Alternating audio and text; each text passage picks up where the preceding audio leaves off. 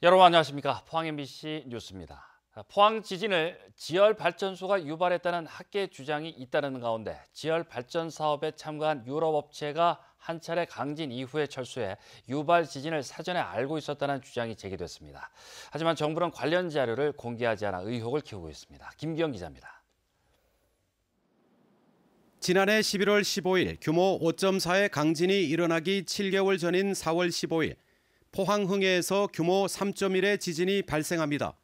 거의 모든 포항 시민이 큰 진동을 느꼈습니다.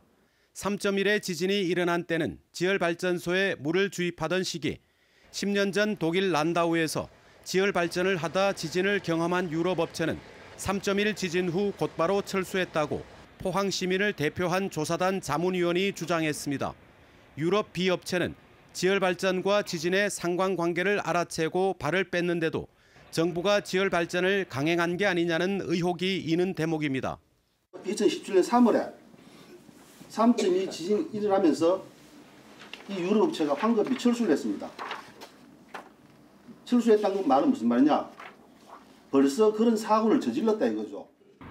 특히 물 주입 시 최대 230메가파스칼 이상의 압력을 가하지 못하는데도 포항 지열발전에는 89메가파스칼의 압력을 가했고 2.0 이상 지진 시 컨소시엄인 포스코와 서울대, 포항시에 알려야 하는 매뉴얼을 지키지 않은 것도 석연찮습니다. 2.0 이상 일어났을 때는 포항시에 통보하게끔 되어 있습니다. 그 통보가 넥스지오가 제대로 했는지. 물 주입이 단층대를 건드리는 일종의 방아쇠 역할을 해 지진을 유발했다는 주장은 학계에서 점차 설득력을 얻어가고 있습니다. 지열발전소의 물 주입정 위치와 지진이 발생한 지점이 거의 일치하고요. 이런 여러 가지 증거들이 이것은 유발 지진이 거의 확실하다라는 것을 가리키고 있습니다. 지열발전이 지진을 일으킨다는 사실을 알았던 포항 시민은 없습니다. 관련 정보를 공개하지 않은 상태에서 내년 3월 정부의 조사 결과 발표가 얼마나 신뢰받을지는 지켜볼 일입니다. MBC 뉴스 김기영입니다. 포항시청 앞 광장에 내일까지 지역 농민들이 생산한 김장 농산물 직거래 장터가 열립니다. 장터에는 배추와 무, 고추, 파 등 지역 농민 35농가가 직접 생산한 김장 채소를 직거래로 판매합니다. 포항시는 도농 상생을 위해 김장철 외에도 시청 앞 광장을 농특산물 직거래 장터로 제공하고 있습니다.